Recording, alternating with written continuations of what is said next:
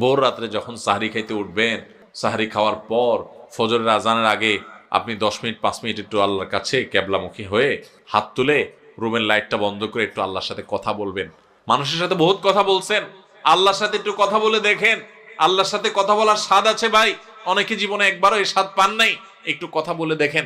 ভোর রাতে সাহরি খেতে উঠলে 10টা মিনিট একটু হাত তুলে কথা বলেন। কিভাবে কথা বলবেন? কথা বলবেন এইভাবে, ও আল্লাহ, কত গুনাহ আমি করেছি, কত পাপাচার আমি করেছি, মরতে আমার হবে, তোমার কাছে যাওয়া আমার লাগবে আল্লাহ।